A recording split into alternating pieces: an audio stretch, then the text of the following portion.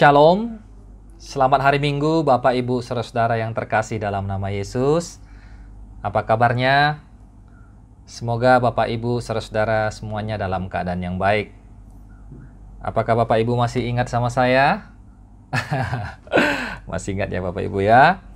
Nah Bapak Ibu Saudara, hari ini kita akan bersama-sama kembali untuk mendengarkan firman Tuhan. Biarlah firman Tuhan ini bisa menjadi kekuatan bagi setiap kita Bapak Ibu. Nah Bapak Ibu Saudara, beberapa hari yang lalu saya mendapatkan satu berita WhatsApp. Ada seorang jemaat yang bertanya kepada Ibu Iva. Dan pertanyaannya kira-kira seperti ini ya. Untuk apa sih kita berdoa lagi begitu ya? Toh setelah berdoa tidak ada jawaban doa. Kita berdoa supaya corona ini bisa berakhir. Ternyata tidak juga berakhir. Dan kita juga berdoa supaya kalau yang sakit itu bisa disembuhkan. Ada yang sembuh, ada juga yang tidak. Bukan hanya itu Bapak Ibu Saudara, bukan hanya berkaitan dengan corona, ada juga saya dengar jemaat yang sedang sakit. Beberapa waktu yang lalu ada Bapak Ibu yang menelpon dan akhirnya kita doakan dan belum kunjung sembuh juga. Dan bukan hanya soal penyakit Bapak Ibu. Mungkin ada juga yang berdoa, Tuhan, saya mau bekerja. Tapi sampai sekarang belum dapat pekerjaan. Dan oleh karena kita berdoa, kita berharap kepada Tuhan, dan pada akhirnya doa kita belum dijawab sampai sekarang, kita mulai menyimpulkan, sepertinya Allah itu tidak baik. Sepertinya Allah itu tidak mengasihi saya. Nah Bapak Ibu Saudara, memang betul hari-hari ini banyak di antara kita yang sensitif ya. Mulai sensitif, mulai khawatir, mulai takut, mulai cemas. Oleh karena apa? Oleh karena situasi ini membuat kita jadi bingung. Kita tidak tahu harus berbuat apa. Saya rasa tidak hanya Bapak Ibu yang bingung. Saya juga bingung. Bahkan seluruh orang di dunia ini pun bingung. Apa yang akan terjadi ke depan? Kita tidak tahu. Sekolah tidak tahu mau bagaimana ke depan. Gereja juga tidak tahu mau bagaimana ke depan. Dan pemerintah juga bingung bagaimana ke depan. Nah Bapak Ibu Saudara, dalam situasi seperti ini seringkali kita cepat-cepat untuk menyimpulkan. Cepat-cepat untuk membuat kesimpulan. Secara khusus dalam kita orang-orang percaya, orang Kristen, langsung kita menyimpulkan, Tuhan itu tidak baik, Tuhan itu tidak mengasihi, dia tidak punya kasih. Nah Bapak Ibu Saudara, saya mau Bapak Ibu kita semua jangan terlalu buru-buru untuk menyimpulkan. Kalau kita mengatakan bahwa Allah itu tidak baik, kalau kita mengatakan bahwa Allah itu tidak memiliki kasih atau tidak mengasihi saya, itu berarti apa yang kita simpulkan itu sudah bertentangan dengan apa yang firman Tuhan katakan. Apa yang kitab suci katakan Bapak Ibu Saudara. Bahwa dia adalah Allah yang baik dan dia adalah Allah yang mengasihi kita. Dan dia adalah Allah yang menjawab doa. Namun jawaban doa itu seringkali tertunda. Nah Bapak Ibu, kadang-kadang kita nggak mengerti apa rencana dan maksud Tuhan. Tetapi yang jelas Bapak Ibu dalam situasi seperti ini, janganlah kita langsung membuat kesimpulan. Nah Bapak Ibu Saudara, waktu kecil ya, saya itu dilarang sama orang tua saya untuk mandi sungai ya. Padahal saya suka sekali mandi sungai, mandi ke sungai seperti itu ya. Orang tua saya bilang, nggak boleh kamu mandi sungai. Saya tanya, kenapa? Saya kan mau mandi sungai, mau sama teman-teman. Dan saya marah kepada orang tua saya dan saya berpikir bahwa orang tua saya itu jahat. Dia melarang apa yang menjadi kesenangan saya. Nah, orang tua saya menjelaskan, kamu dengar berita bahwa banyak orang tenggelam di sungai itu kalau tidak diawasi seperti itu oleh orang tua. Tapi saya sebagai anak-anak tidak bisa menerima itu, Bapak Ibu Saudara. Dan kadang-kadang juga pulang dari sekolah saya pengen main terus sampai malam. Dan orang tua saya bilang, pulang, makan, belajar. Dan saya kira orang tua saya itu jahat. Orang tua saya itu tidak baik. Dia melarang kesenangan saya. Nah, kadang-kadang mungkin juga ada saudara anak muda ya yang main game dari pagi sampai malam. Kadang-kadang orang tua larang dan suruh makan, suruh belajar. Saudara mengatakan orang tua jahat, tidak baik. Kita langsung cepat menyimpulkan, Bapak Ibu Saudara. Sama seperti sikap saya waktu kecil itu yang menyimpulkan orang tua saya jahat, tidak mengasihi saya, dia tidak baik kepada saya. Padahal ada tujuan daripada orang tua saya yang terbaik untuk saya, Bapak Ibu Saudara. Nah, kalau kita mengingat kisah daripada Ayub, bagaimana dia seorang yang saleh, dia seorang yang baik, dia seorang yang selalu mempersiapkan diri untuk menyembah Tuhan. Bahkan dia menguduskan anak-anaknya setiap hari, Bapak Ibu. Tapi apa yang terjadi dalam kehidupan Ayub? Kita semua tahu cerita itu, Bapak Ibu Saudara. Dan dari kisah Ayub ini kita bisa belajar. Nah, Bapak Ibu Saudara, hari ini saya mau kita semua merenungkan pertanyaan ini, ya. Apa yang kita lakukan pada saat kita khawatir? Apa yang kita harus lakukan pada saat kita khawatir? Apa yang harus kita lakukan pada saat kita punya pergumulan yang berat? Apa yang harus kita lakukan pada saat iman kita sudah mulai tergoncang? Nah, tanda-tanda iman kita mulai tergoncang ya itu tadi, Bapak Ibu. Kita sudah mulai meragukan kasih Tuhan. Kita sudah mulai meragukan kebaikan Tuhan. Nah, hari ini kita mau belajar dari 1 Petrus pasal yang ke-5, Bapak Ibu Saudara, ayat yang ke-7 sampai dengan ayat yang ke-10.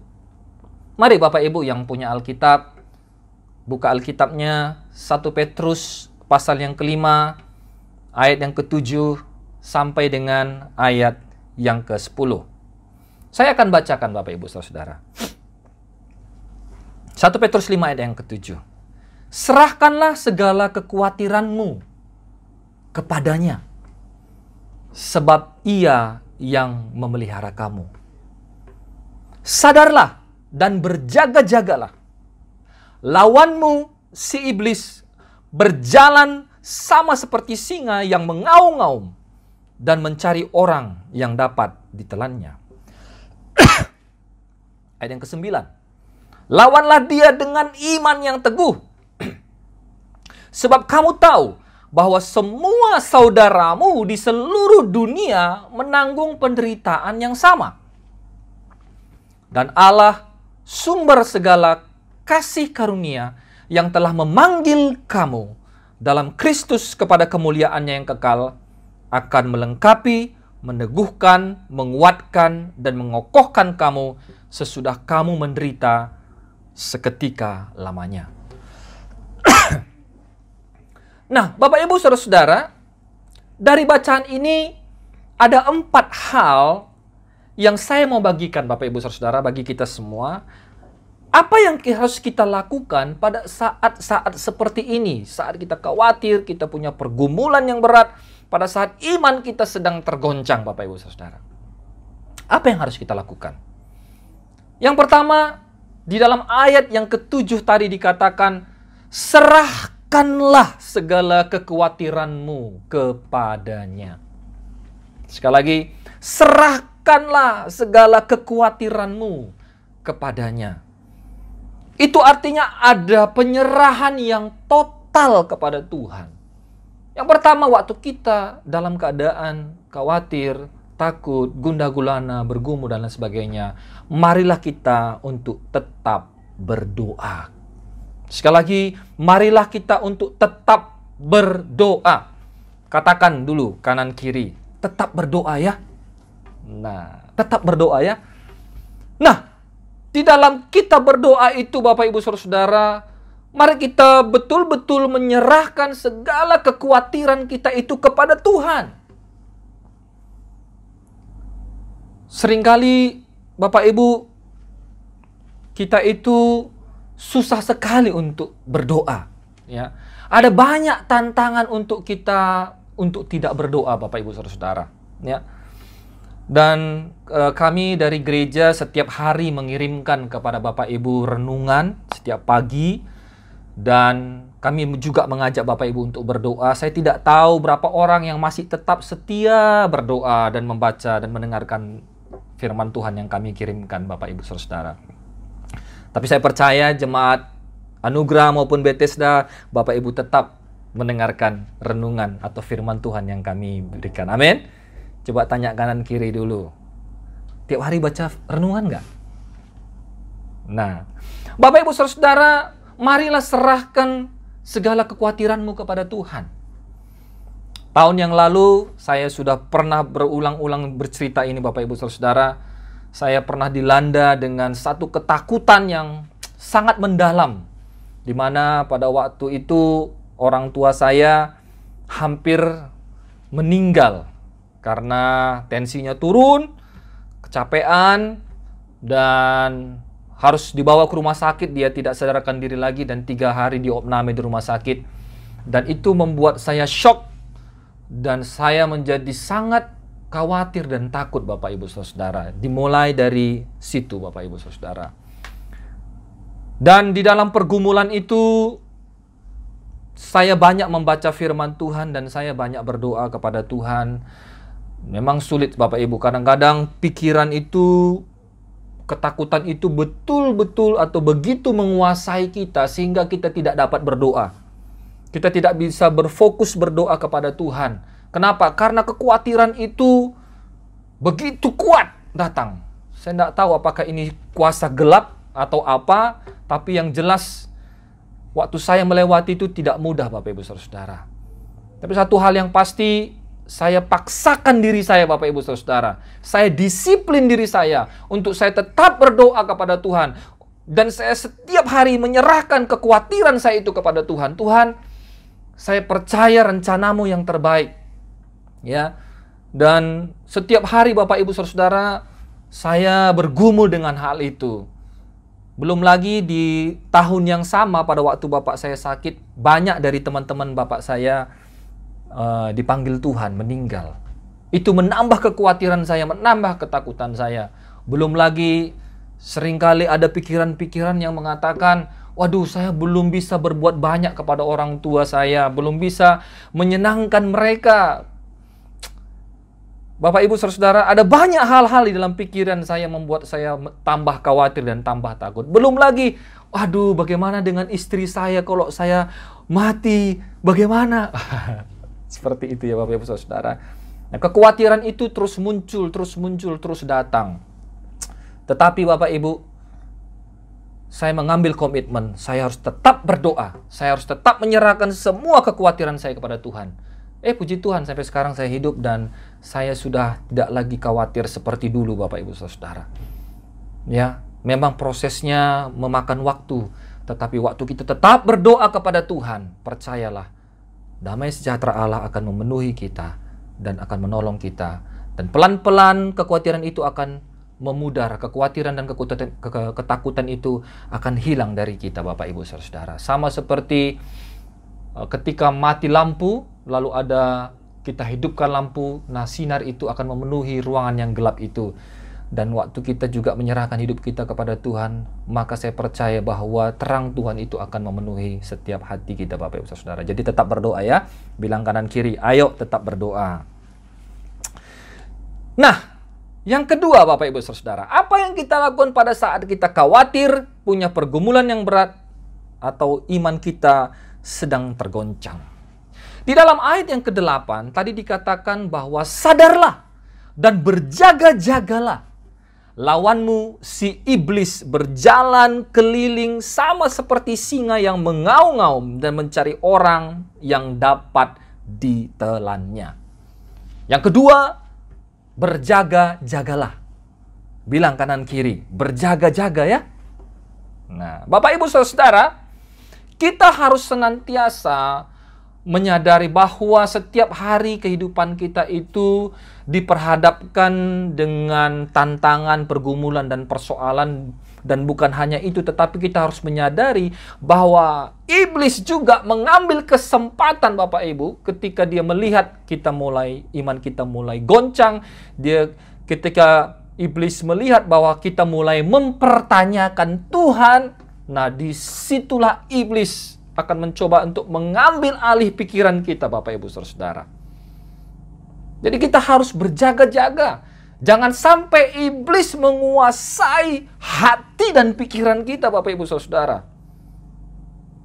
Satu contoh saja Bapak Ibu Saudara, pada masa COVID seperti ini kita tidak bisa kemana-mana, kita tidak bekerja, dan juga kita mulai ada yang sakit seperti itu. Nah, kita mulai mempertanyakan Tuhan, apakah Tuhan baik, apakah Tuhan punya kasih. Wah, disitulah iblis akan mulai datang dan dia akan menambah-nambahkan Bapak Ibu Saudara, sehingga kita pada akhirnya membuat kesimpulan, oh iya Tuhan itu nggak ada, Tuhan itu tidak baik, Tuhan itu tidak mengasihi saya. Dan kita terjebak. Dan pada akhirnya kita tidak lagi mempercayai firman Tuhan. Firman Tuhan mengatakan Allah adalah kasih, tetapi pikiran kita mengatakan, oh tidak, Allah tidak mengasihi saya. Nah Bapak Ibu Saudara, hati-hati. Iblis bisa mengambil kesempatan. Nah, untuk itu kita harus berjaga-jaga Bapak Ibu Saudara. Nah, waktu kita mulai lengah, ingat Tuhan.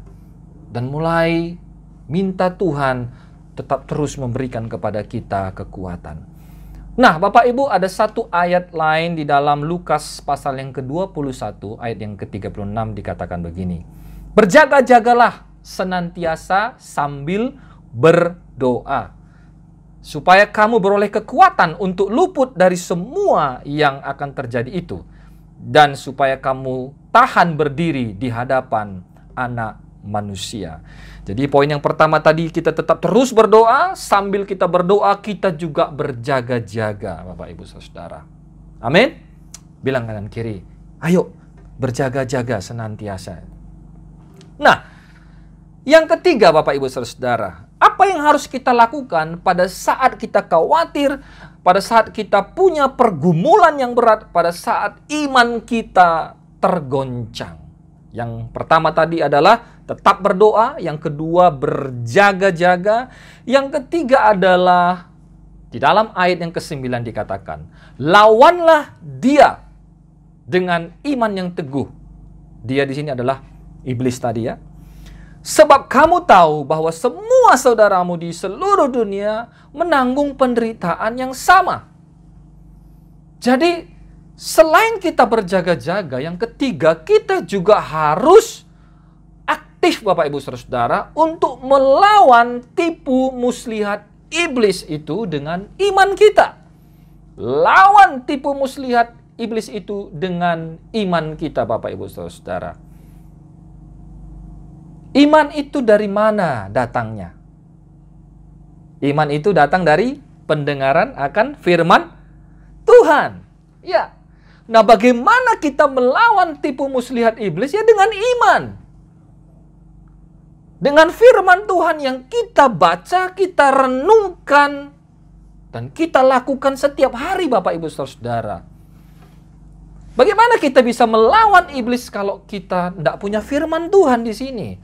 Nah, untuk itu ini semua ada kaitannya Bapak Ibu Saudara. Ya, kita harus tetap terus juga merenungkan firman Tuhan supaya kita bisa melawan tipu muslihat iblis itu Bapak Ibu Saudara. Kalau kita nggak punya pengetahuan akan firman Tuhan, kita mudah sekali ditipu. Saya mau cerita satu pengalaman Bapak Ibu Saudara. Pengalaman ini memang sangat menyedihkan bagi saya dan bagi istri saya, tetapi saya anggap ini sebuah pembelajaran Bapak Ibu Saudara. Ya, saya itu tidak punya mobil Bapak Ibu Saudara. Ya, pengen punya mobil. Sampai sekarang tidak punya mobil. Nah, beberapa tahun yang lalu, saya dan istri saya bilang, yaudah gimana kalau kita mengambil mobil second, ya, begitu ya. Karena di Batam banyak jual mobil second, ya, begitu. Tapi Bapak Ibu, terus terang saya tidak tahu menahu mengenai mobil, ya. Mengenai mesin saya tidak tahu, bagaimana merawat mobil juga saya tidak tahu, dan melihat kondisi mesin yang bagus juga saya tidak tahu. Dan akhirnya ya udahlah, ya. dengan iman yang kosong, dengan iman yang bodoh, ya, tidak tahu mengenai mobil, kami putuskan beli mobil. Nah, waktu itu kami lihat satu mobil, Bapak Ibu, dan karena saya tidak tahu, saya ajak satu mahasiswa. Katanya mahasiswa ini dia punya pengalaman dulu kerja di bengkel. Nah, saya tidak tahu bagaimana kebenarannya, saya tidak terlalu cek juga. Tetapi yang jelas, yaudahlah kamu ikut saya, kita lihat mobil itu, Bapak Ibu. Lalu kami pergi lihat mobil itu. Lalu setelah lihat mobil itu, lihat begitu. Saya nggak ngerti mesinnya bagaimana, nggak ngerti. Lalu saya bilang, bagaimana mobil ini? Sama mahasiswa itu. Mahasiswa itu juga lihat dan kayak bingung-bingung begitu. Tapi dia bilang, sepertinya oke Pak, sepertinya lumayan, dan lain sebagainya. Benar ya, saya bilang. Saya hanya percaya kepada apa yang dia katakan begitu ya. Karena saya nggak ngerti, saya juga nggak tahu dia ngerti atau enggak. Akhirnya apa? Saya putuskan beli mobil itu, Bapak Ibu Saudara. Mobil second itu. Lalu singkat cerita ya, saya pakai mobil itu beberapa hari. Ternyata, waduh, banyak sekali masalahnya mobil itu, Bapak Ibu ya. Dan saya ditipu ternyata ya, ditipu. Dan rasanya tidak enak sekali, Bapak Ibu Saudara. Ada yang enak, ada yang senang kalau ditipu. Tidak ada ya, Bapak Ibu Saudara ya. Nah, tapi satu hal saya belajar, Bapak Ibu, dari peristiwa itu, bahwa saya tidak mau sembarangan lagi, Bapak Ibu Saudara. Ya, ketika mau membeli barang begitu, saya mau pastikan barang itu atau mobil itu bagus. Dan dari sini, Bapak Ibu, saya belajar, Bapak Ibu. Kalau kita nggak punya pengetahuan firman Tuhan, kita itu mudah ditipu oleh iblis. Jadi Bapak Ibu, baca firman Tuhan, renungkan firman Tuhan, supaya kita nggak mudah ditipu sama iblis. Kalau kita nggak punya pengetahuan yang mendalam tentang firman Tuhan, kita akan mudah sekali ditipu seperti saya ditipu. Saya tidak tahu mengenai mobil, lalu akhirnya orang bilang, oh ini bagus-bagus. Ya saya percaya saja, karena saya tidak tahu. Lalu sama juga dengan pengalaman iman kita, Bapak Ibu. Kita bilang, iblis akan bilang kepada kita, oh Tuhan itu nggak baik, oh Tuhan itu nggak mengasihi, dan Tuhan itu jahat dan lain sebagainya, atau Tuhan itu nggak ada dan lain sebagainya, Bapak Ibu Saudara. Dan karena pengetahuan kita tidak kuat, dan akhirnya apa, kita percaya. Nah, untuk itu perdalam iman Bapak Ibu dengan apa? Mendengar firman Tuhan. Iman timbul dari pendengaran akan firman Tuhan. Coba sama-sama Bapak Ibu kita bilang, iman timbul dari, kok nggak dengar Bapak Ibu? Coba lebih keras lagi Bapak Ibu. 1, 2, 3. Iman timbul dari pendengaran akan firman Tuhan. Wah, luar biasa. Ya. Nah, itu yang ketiga. Lawan tipu muslihat iblis dengan iman. Kita harus punya iman yang kuat, punya pengetahuan firman Tuhan, supaya kita bisa melawan tipu muslihat itu, Bapak Ibu. Dan yang terakhir, ya, bagaimana, apa yang harus kita lakukan pada saat kita khawatir, punya pergumulan yang berat, dan iman kita sedang tergoncang. Yang keempat adalah, ingatlah senantiasa bahwa Allah itu adalah kasih, dan Allah senantiasa mengasihi kita. Sekali lagi, ingat bahwa Allah itu adalah kasih, dan Allah senantiasa mengasihi kita. Bapak Ibu, di dalam 1 Petrus tadi, pasal yang kelima ayat 10 tadi dikatakan, ayat yang ke-10, dan Allah sumber segala kasih karunia, yang telah memanggil kamu dalam Kristus kepada kemuliaan yang kekal, akan melengkapi, meneguhkan, menguatkan, dan mengokohkan kamu sesudah kamu menderita seketika lamanya. Ingat bahwa Allah itu adalah kasih, dan Dia senantiasa mengasihi kita, mengasihi Bapak Ibu Saudara dan saya. Dan percayalah Bapak Ibu Saudara, bahwa Allah akan menolong setiap kita dalam segala pergumulan kita, Bapak Ibu. Di dalam 1 Yohanes pasal yang keempat ayat 16 dikatakan, kita telah mengenal dan telah percaya akan kasih Allah kepada kita. Allah adalah kasih, dan barang siapa tetap berada di dalam kasih, ia tetap berada di dalam Allah, dan Allah di dalam dia. Jadi Bapak Ibu, kita nggak boleh keluar dari lingkaran kasih Allah. Kita harus tetap berada di dalam kasih Allah. Di dalam Allah. sebab Allah adalah kasih.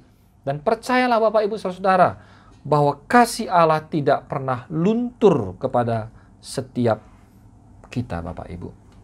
Allah adalah kasih.